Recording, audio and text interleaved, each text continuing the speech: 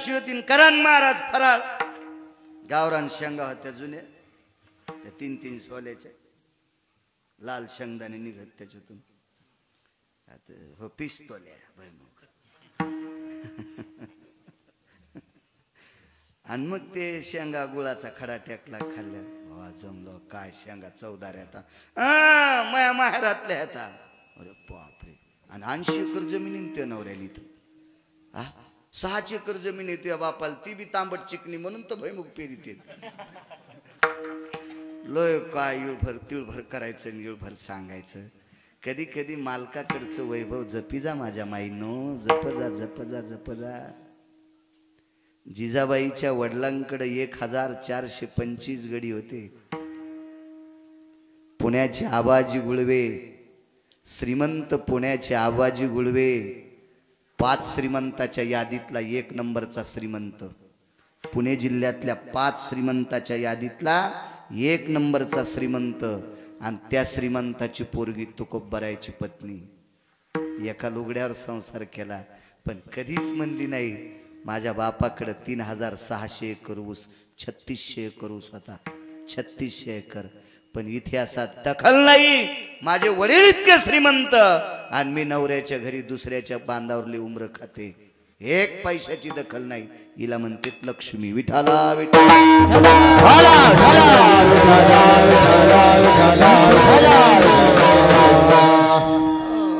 काय विचित्र विचित्र प्रकार एवढी श्रीमंत सासरवाडी वैकुंठवाशी माधव महाराज मगर म्हणायचे ठराविक वेळेला तुकोबराय तिथे गेले ठराविक वेळेला तुकोबराय वा वा वा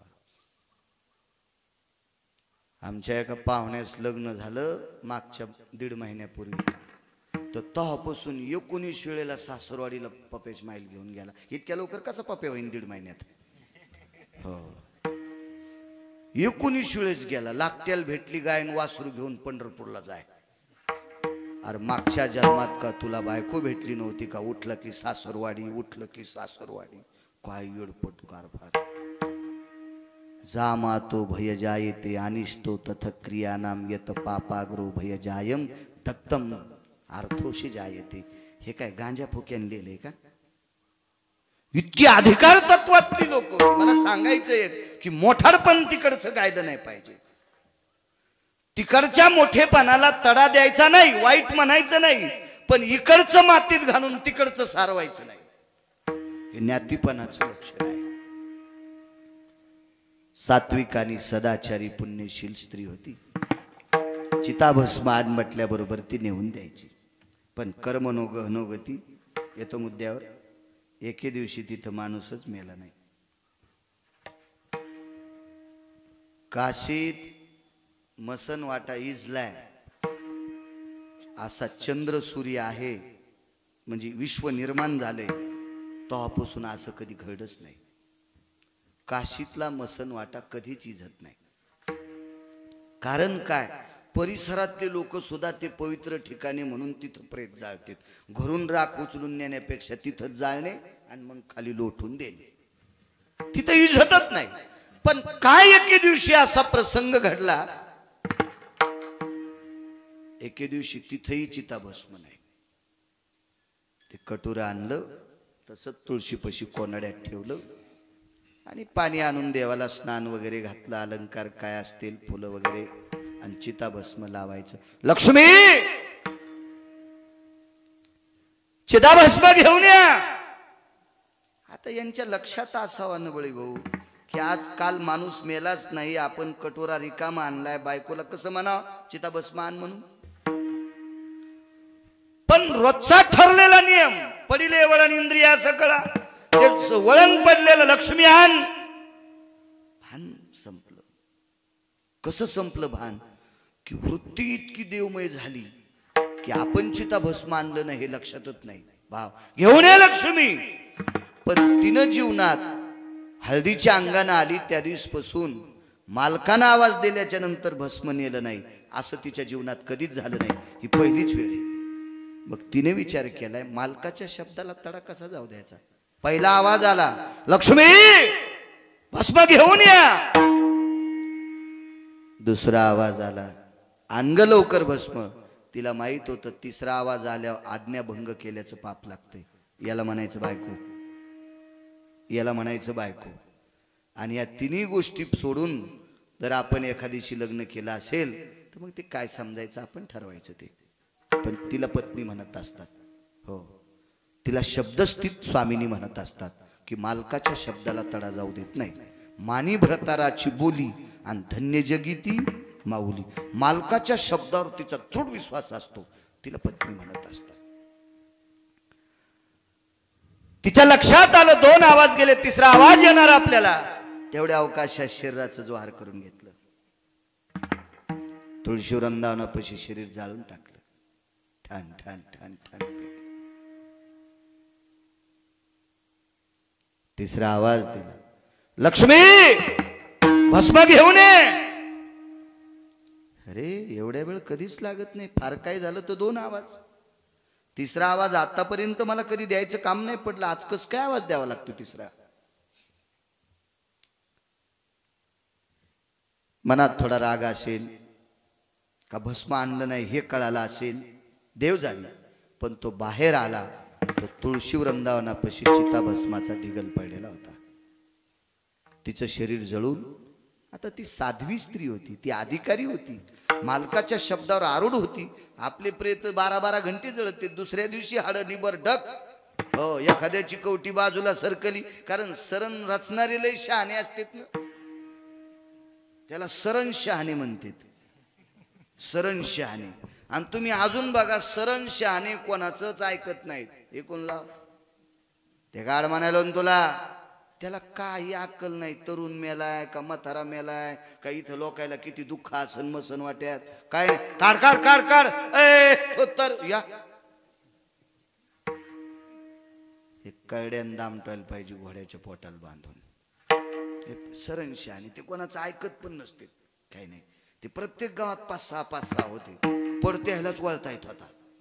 आता बऱ्याच गावातले ते मेलेत म्हणून सुतळी इकत आणायले.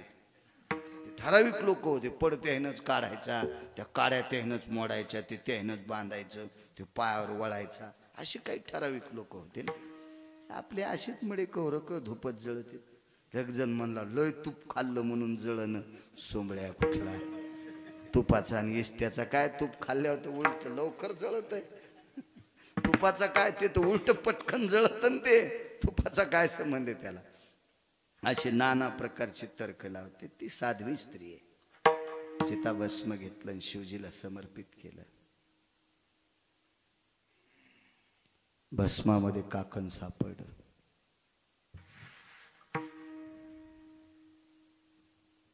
लावलं भस्म, प्रणाम केला शिवजीला. प्रत्यक्ष शिवजी प्रसन्न झाले. काय देऊ शबरा तुला, काय देता आता. जे आदेश दिल्याच्या नंतर चिता भस्म देत होती ना, ती तुम्ही घेतली ना. आता मला कशाला ठेवता, मला घेऊन जा. एकादश नयन पाझरती. शिवजीच्या 11 डोळ्यातून पाणी येत होतं. पंचानन म्हणजे 11 डोळे, मुख 5, डोळे 11. एक मुख, डोळे 3, त्रिनयन. ज्या वेळेला 5 मुख आहेत त्यावेळेला डोळे 11. एकादश नयन पाझरती. कडकडाटून तो शबर भुजेत आवळला. काय देऊ, काहीच नका देऊ. जी आतापर्यंत आज्ञाभंग करत नव्हती, चिताभस्म न सापडल्यामुळं तिच्या स्वतःच्या शरीराचं भस्म केलं आणि माझा नियम मोडू दिला नाही. इतकं तिनं लक्षात घेतलं, आपल्या मालकाचा नियम मोडू नये. आता ती जर परत दिली तर काही हरकत नाही. शिवजीनं सांगितलं, चिंता करू नकोस. अरे तुझा निष्ठेचा नियम होता मला रोज चिताभस्म समर्पित करायचं. तो नियम तुझा मोडणार होता, पण तुझा नियम जिनं मोडू दिला नाही, तिची इतकी पवित्र तुझी पत्नी आहे, तिला मी परत करतो. सशाला तशी परत केली. अहो, नाना प्रकारच्या देवतेनं यक्ष, किन्नर, गंधर्व, चारण, विद्याधर, लोकपाळ, दिक्पाळ, चारुहास, ब्रह्मदेवादिक चंता, दक्षिणेचा राजा यम, यम धर्म आदी करून सगळ्या लोकांनी भगवान शिवजीला धारेवर धरलं. कावा असं का करता. अरे तुमच्या लक्षात आहे ती किती पवित्र आहे. तिच्या मालकाचा माझ्यावर प्राणापेक्षा अतूट भाव आहे आणि तिच्या मालकाचे नियम मोडू नये इतका तिचा मालकावर तिचा भाव आहे. मला 30 लोक आवडतात म्हणून पहिल्या कडव्यात भाविकाची आवडी देवा, भाविकाची आवडी देवा, आवडी देवा, आवडी देवा,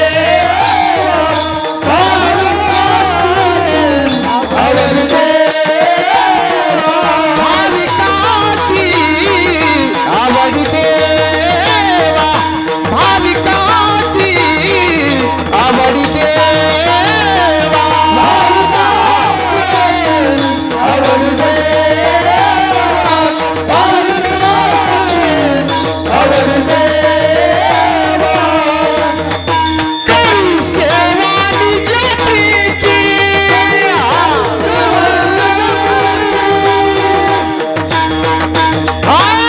करी सेवा निज प्रीती,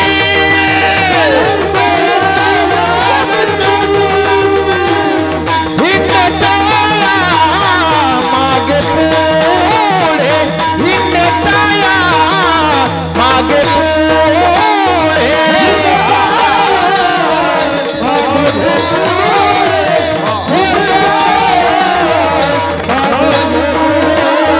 भाविकाची आवडी देवा, करी सेवा निज प्रीती, करी सेवा निज प्रीती, करी सेवा निज प्रीती, भाविकाची आवडी देवा,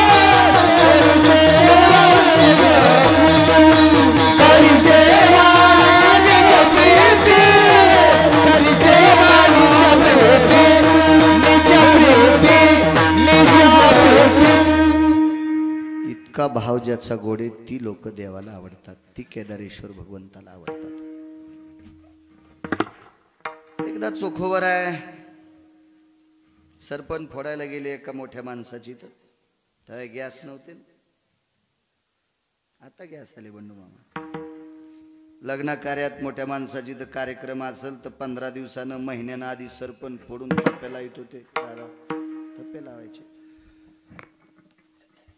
मोठ्याल्या माणसाकडं सांगितलं त्याचं काम करायचे चोखोबर आहे.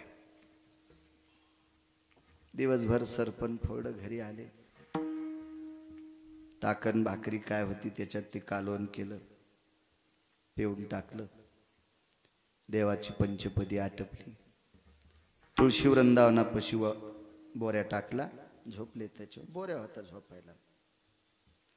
अहो तो 700 वर्षापूर्वीचा काळ आहे सज्जनांनो.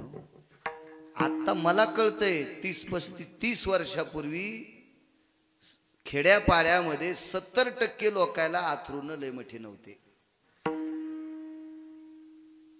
मला चांगलं कळतंय खताच्या थैल्या आल्याच्या नंतर तिथून पुढे लोकांना चवळे आथरायला भेटले. मग त्याची गोदडी तयार केली. आतून काही घालायचं आणि वरून त्या खताडाच्या थैल्या शिवून मस्त झटकिलं धुतलं की मोकळं फट. पोतळे शिव काहीच नव्हतं. पावसाळ्यात गेले तरी डोक्यावर पोत, झोपले रानात तरी पोतच. आता काळ बदलला. गोदडे होती भरपूर. अजूनही काही सुधारित भागात गोदडे जास्त वापरतात. आपल्याकडेच जास्त मोकार टेकन चौघीत लुगडे एक आहे. गोदड्याची संख्या आपल्याकडे कमी. तुम्ही जा ना इकडं पश्चिम महाराष्ट्रात, अहो थप्प्याच गोदडे. ते गोदडे बिले त्याला 8-8 दिवस लागते त्या एका बाईल शिवायला. असे गोदडे उगे धारदार त्याची ती शिलाईन तीन ते गोदडे तसेच. एखाद्या घरी जर बैठकीत बसिलं ते मला लगेच असं ते आथरून टाकलेलं लक्षात येते त्या पांघरूणावर. अरे गोदड्याला लाजायली. हो यायनं त्याच्यावर असं आथरून टाकलं की समजायचं याच्यात एखादं गोदडे. आपल्याकडे हे लयच आगावपण आहे. हो टाकायला जायचं पण गाडगो पात्राखाली न्यायचं. आणि तू का मग घरी गाय पाळणं शेपुडी नाही तू इथं गाय नाही मसण नाही मग ताका नाहीची इतकी काय लाज वाटते. हे आपल्याकडे. त्याच्यामुळे आपण 30-35 वर्ष माग आहेत त्याच्या मागे. ते आपल्यापेक्षा पुढे येत.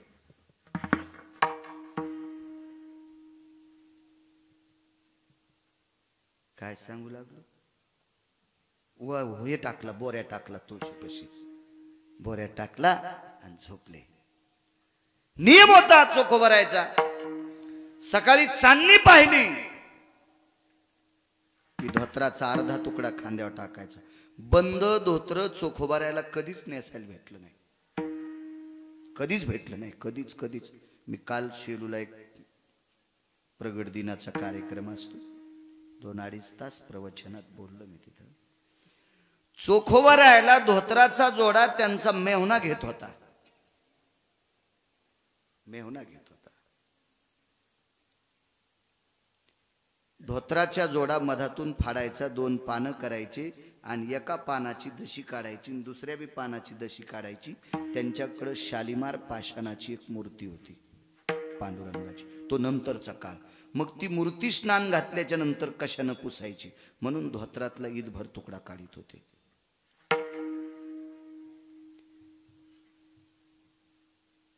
कधी कधी एका धोत्राचे 2 करायचे, वर्षभर पुरवायचे, अर्ध धोत्र नेसायचे किंवा अर्ध नेसायचे आणि अर्ध डोक्याला बांधायचे. इतकी परिस्थिती नाजूक. मेहुणा श्रीमंत होता. त्यांच्या बहिणीकडे म्हणे बैलगाडीला सोन्याच्या शिवळा होत्या. मी काय तिथला सरपंच नव्हतो, असं वैकुंठवासी माधव महाराज मगर सांगतात. आणि ती वारकरी संप्रदायातले एक नाविन्यपूर्ण रत्न होते माधव महाराज मगर. काय हे अधिकारी लोक आहेत, महात्मे होते. विदर्भामध्ये हरिभक्तीपरायण वैकुंठवासी नामदेवबा पठाडे वाक्चातुर्यातलं रत्न होतं. त्यांच्या कीर्तनात बसल्याच्या नंतर असं वाटायचं की 11 वाजू नये, किंवा असं वाटायचं सकाळी उजडेपर्यंत त्यांनी कीर्तन करावं. असं मी कॅसेटवर ऐकल्यावर मला आवडतंय. तर ज्यांनी प्रत्यक्ष काकडे गुरुजी त्यांचे कीर्तन ऐकले ती किती माणसं नशिबवान असतील. एखाद्या शहाण्या माणसानं किंवा सात्विक सदाचारी लाकडातल्या नक्षी कामातल्या चतुर कारागिरानं जसं लाकूड तासून घासून असं याच्यात आणावा, तसं त्यांचा असा किस पडत होता, अभंगाचा किस किस किस किस, मुद्दानं मुद्दा, मुद्दानं मुद्दा, मुद्दानं मुद्दा. असं वाटायचं की ते कोरग ऐकत राहावा. विदर्भाला लाभलेलं रत्न तिकडे त्या प्रांताला विदर्भ म्हणण्यापेक्षा. आणि वैकुंठवासी माधव महाराज मगर आजही त्या प्रांतात एक सात्विक 3ऱ्या क्रमांकाचं रत्न आहे. संजयजी महाराज पाचपोर, अविरत गायीची सेवा, अविरत जिथं मंदिरं पडली तिथली मंदिरं बांधण्याची भाव. एखाद्या प्रांताला लाभलेलं ते एक रत्न असतं. आपल्याकडे एक नाविन्यपूर्ण अशी बरीच महात्मे झाली, खूप महात्मे झाली. आपण सुद्धा नशीबवान आहोत. सांबादादा असतील, अण्णासाहेब चौधरी असतील, नथुराम बाबा असतील, मारुतराव महाराज असतील, रंगनाथ गुरुजी असतील, ठाकूरबुवा असतील, ज्यांच्या घराण्यातल्या बायकांच्या बाळांतपणासाठी विटेवरचा मालक येत होता. काय अधिकारी, ज्यांच्या घोड्यांनी एकादशी धराव्या. आज माऊली महावैष्णव ज्ञानोबारायांच्या घोड्याचं रिंगण त्यांच्या समाधीपाशी व्हावा, ही सामान्य ताकद आहे का? आपला हे अजून काही महात्मे चुकले असतील सांगत असताना. पुण्यशील पावन आपला सुद्धा प्रांत आहे, भाग आपला सुद्धा पावन आहे. चोखोबारायच्या बहिणीकडे म्हणे सोन्याच्या शिवळा होत्या, सोन्याच्या शिवळा. आणि मध्यंतरी आपल्याकडं जू चोरून नेत, यटणं चोरून नेत, आऊत खोडं चोरून नेत, लांब कशाला कोळप्याच्या दांड्या, त्या कोळप्याच्या यचक्या पण चोरून नेत. यचक्या कोळप्याची यचकी होती ती पहिली, लाकडी कोळपे होते, त्या पण नेल्या रे आडकिलेल्या.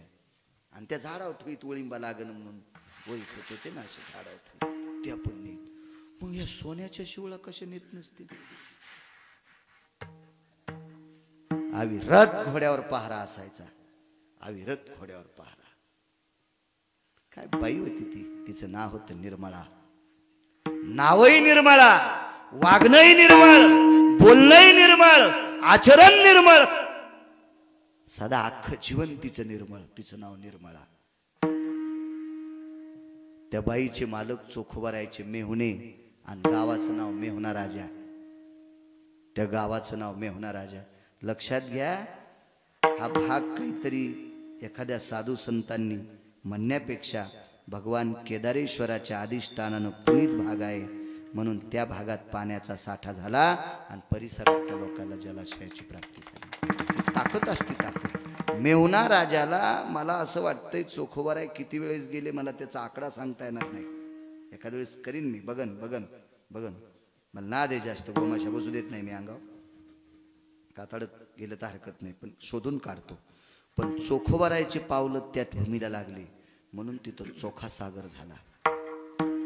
खडक पूर्णेवर चोखा सागर झाला. काय काय ताकद बघा. एक ताकद असती एखाद्या माणसाच्या अधिष्ठानाची पावित्र्याची.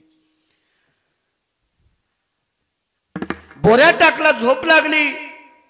दिवसभर सरपण फोडेलं होतं. थकवा आला आणि चांदणी बघितली की खांद्यावरती अर्धा धोत्राचा तुकडा टाकायचा. कमरेची चिपळी काढीन रामकृष्ण नामाच्या घोकात चंद्रभागे स्नाना करता जायचे. भाविकाची आवडी देवा सांगतोय. उदाहरण क्रमांक 2. आकाशात चांदणी दिसली. डोळ्याने धोका केला पण ती चांदणी पहाटेची नव्हती. चुकून पहाटेच्या चांदणी सारखी ती लुकलुकल्यासारखी दिसली आणि चोखोबाराय त्याच वेळेला उठले आणि स्नान केलं. स्नान करून आल्याबरोबर घरचा तर नियम होता मालकाचे पावलं वाजले की बाई उठत होत्या. सोयराबाई पावलं वाजले. तुम्हाला एक सांगू का, बाईचं मालकाच्या काही अनुकरणावर किती लक्ष असतं. हे म्हणते मेला आमच्यावरच बॉम्ब टाकी तू, आमच्यावर टाकी तू. कारण सांगू का का तुमच्यावर बॉम्ब टाकतो. विश्व स्थिर ठेवण्याची ताकद या भारतातल्या बायकांत आहे. हा भारत देश स्थिर ठेवण्याची, हा भारत देश पवित्र ठेवण्याची, या भारत देशाची दखल नाविन्यपूर्ण सांभाळण्याची ताकद या भारत देशातल्या स्त्रीत आहे. रयतेचे राजा छत्रपती शिवाजी महाराज तुमच्यातल्या एका बाईच्या पोटी जन्माला आले. इतक्या मोठे आहात तुम्ही. काय स्थिर ठेवला असेल प्रांत त्यावेळेला. छत्रपती पदी मिळत असती का. ते का पत्रिकेवर टाकली म्हणजे लोक म्हणत असतात का छत्रपती.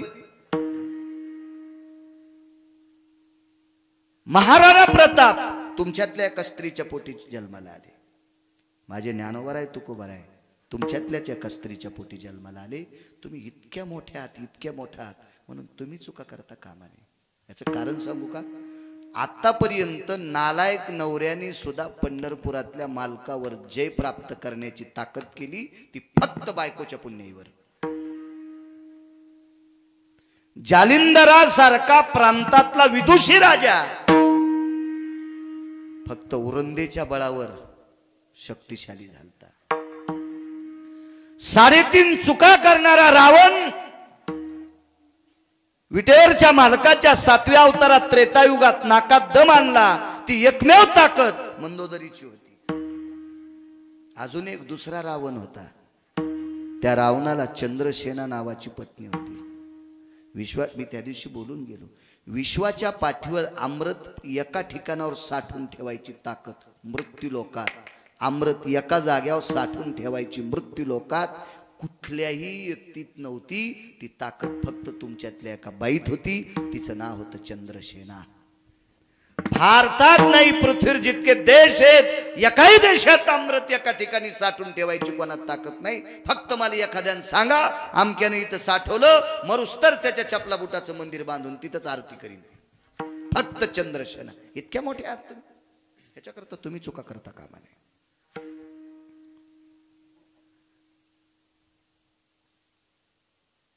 एका माणसाच्या घरी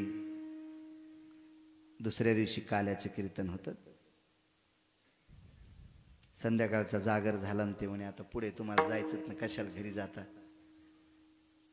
बघ आमच्या घरी काही जास्त माणसं नाहीत काय नाहीत. आता मुलगा पुण्याला राहतो सुनबाई वगैरे मुलीचं लग्न झाले आम्ही दोघंच आहेत. घर 2 किलोमीटरवर आल्यावर त्यांना सांगितलं फोन लावा ना गेट उघडत्याल बाई. फोन लावा. फक्त म्हणला तुमची गाडी माझ्या मागे चालू द्या माझी गाडी तुमच्या पुढे राहू द्या. बसा माझ्या गाडीत. मी त्या व्यक्तीच्या गाडीत बसलो. काय त्या बाईला संवेदना असतील. अहो त्या इंजिनची फायरिंग लक्षात आल्या बाईच्या लक्षात आलं आपल्या मालकाची गाडी. वरून पाहिलं आलेक मालक येते उघडायला. याला म्हणायचं पत्नी. मालक आंघोळीला जाताना पाय वाजल्याबरोबर लक्षात आलं चांदणी निघली आणि मालक आंघोळीला गेलेत. मालक आंघोळीहून येऊन तुळशीपाशी भजनाला बसतेत, तोपर्यंत वटा सारून ठेवा. ही अवस्था. आमचं कधी कधी असं होतंय, बाहेरची बेल वाजवावं लागती. कोण आहेस रे? मी आहे. मी कोण? अरे मी आहे. अरे मी कोण? गुरख्याला बोलायली का काय तू? म्हणजे हे माझं नाही सांगायलो बरं, मी महातीत का पांगड्याला बाजार नाही. हे तुम्हाला राग येईल म्हणून माझ्यावर घेतलंय मी.